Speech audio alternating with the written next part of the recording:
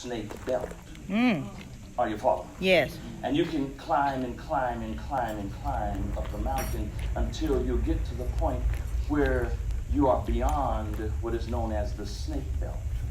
In other words, there are no snakes up to a certain level. They don't like to hang out up there. The reason why they don't come up further is because of the atmosphere. Oh, okay, that's good. They can't stand the atmosphere. So they hang out in the valley and in what we call the snake belt. Are you hearing me? Yes. There was a man. He was a surveyor. He was a maps or a topographer. I don't know what they call him. What he did was he would get in his plane and he would fly to desolate areas, uninhabited areas, and he would land there. And while he was on his journey doing his work, he stayed, oh, listen to me, church. He stayed in contact with the control tower. Wherever he went, he had somebody in that control tower looking out for him. I see. He would land his plane and he'd get out his maps and he would mark different things and terrain changes and he would update his maps and he would put his map back into the plane and he'd be in contact with the control tower and he would get back in his plane and fly to his next destination. Well, one day, as he was doing his job, he landed his plane. He got all the his maps and instruments and things as he was doing like he normally does.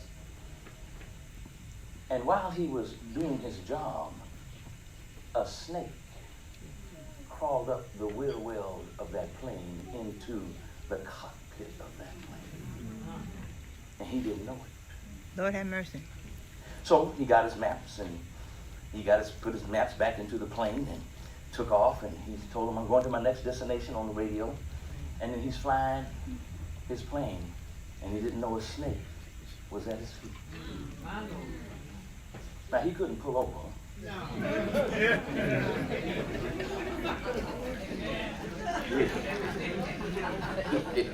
He was up flying the plane. Well, he felt something tugging at his leg. Ooh. And he was flying the plane, and he reached down there and kind of, perhaps it was itching or something. And then he's still flying the plane, and the second time, he put his hand down there.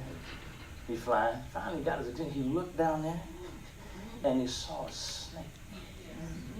And that snake began to coil around his leg. Are you listening to me? And he looked at the snake, and it began to coil around his leg, and he got on the microphone. Mayday! Mayday! I always said it was me in there playing. I'd be Mayday, June, and July day. Your day, my day, anybody's day. Oh, Lord. I bet you that's what he was going to say. He got on the microphone and said, Mayday, Mayday, I got a situation here. And the control tower, thank God for the control tower. Yes, because yes. the control tower, Pressure. there's wisdom. Yes. I said there's knowledge in the control tower. As we live our lives, we stay in contact with the control tower. Are you listening to me? So the man began to say, there's a snake in the cockpit of the plane and he's coiling around my leg and I don't know what to do. And the people in the control tower said, you're going to have to take the plane of your life. I mean the plane. You're going to have to take it up high. And you're going to have to fly high. High. Yeah, that's right. You're going to have to go up. You got to keep going up so that you can get beyond the snake belt. Yeah. So the man took the plane and here he goes. Yeah. He's going up.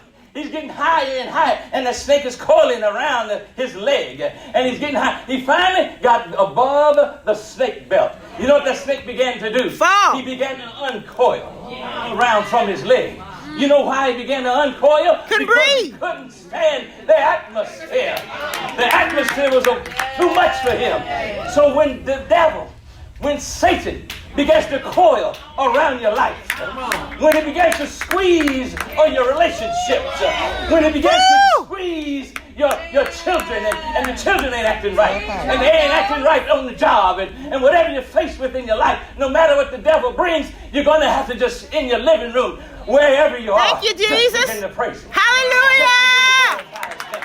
Just begin to lift him up and charge the atmosphere with praise. And when you charge the atmosphere with praise, the devil's got to turn loose. Because he can't stand the atmosphere of praise.